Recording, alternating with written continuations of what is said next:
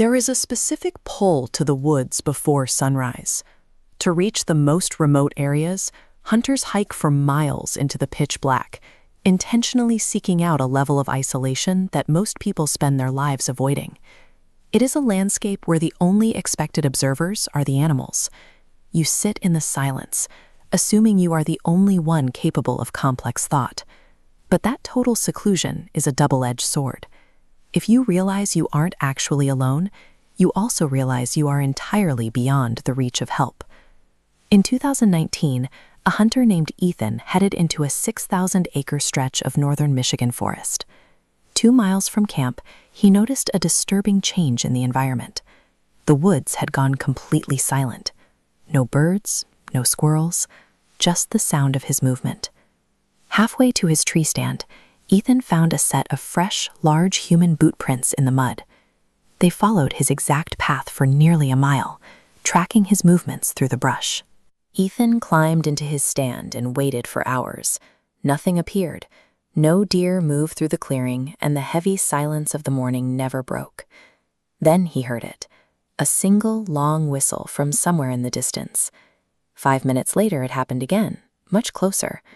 The third whistle came from directly behind his stand.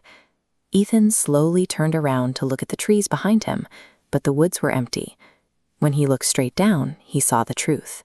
Stamped into the mud directly beneath his platform were fresh boot prints. Someone had been standing right under him, watching. He climbed down and started the long walk back to camp. Every time Ethan stopped to listen, the footsteps behind him stopped. Every time he resumed his pace, the unseen follower matched him perfectly. He finally reached the cabin, where his father was waiting outside.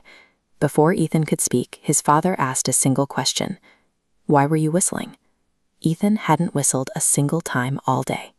The vastness of the woods allowed the roles of hunter and hunted to flip, without Ethan ever seeing the person behind the sound.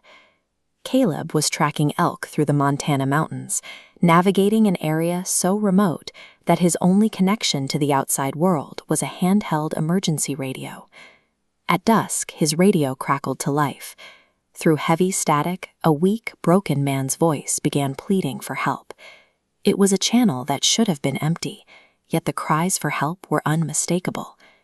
Caleb followed the signal off the main trail, hoping to locate the source. For 20 minutes, he hiked deeper into the timber, but the voice never got louder or clearer. It stayed at the exact same distance, pulling him further into the trees. He reached a small clearing, and the radio went completely silent. Then a clear voice whispered directly into his ear, "Turn around." Caleb spun around to find he was alone, but the sun had fully set. He had completely lost track of how long he'd been following the voice, and his truck was now over 3 miles away. As he sprinted back toward the road, he saw a dark shape moving through the trees. It wasn't running, it was walking, keeping pace with his sprint while staying hidden behind the heavy trunks. Caleb reached his truck and checked the radio's internal logs. The device showed 0 incoming transmissions. Technologically, the radio had never received a signal at all. The isolation of the high mountains creates a unique vulnerability. It allows a hunter to be led miles off course by sounds that, according to the very equipment they carry, never actually happened. In Pennsylvania, a hunter named Ryan was dealing with a different kind of isolation. He was hunkered down inside a small wooden hunting blind, trapped by freezing rain and high winds that cut his visibility to almost nothing. Around 6 p.m., the storm was interrupted by 3 slow, deliberate knocks on the outside wall of the blind. No animal makes a sound that rhythmic, and no human should have been able to approach the structure so quietly in the mud. Ryan sat in the dark as the knocking moved. It hit the opposite wall, then the next, circling the blind as if something were testing the strength of the wood. Ryan looked through the narrow viewing window. A man's face was pressed directly against the glass, pale, unblinking, and so close that his breath was fogging the pain in the cold air. The man didn't speak or blink. He stared at Ryan for several seconds, offered a slow, wide smile, and vanished into the darkness. Ryan stayed trapped inside for an hour, listening to footsteps pace around the blind, while his radio failed to connect to camp. When the sounds finally stopped, Ryan ran back to camp. His hunting partner looked at him with genuine confusion, asking why Ryan had been standing outside in the freezing rain for the last 2 hours. Ryan insisted he'd been locked inside the blind the entire time. His friend didn't argue. He just showed him a notification from a trail camera that was pointed directly at the blind's entrance. The image didn't show a stranger. It showed Ryan. He was standing motionless in the downpour, staring through the narrow window of his own blind, watching himself sit inside. The photo was an objective digital record of an impossibility.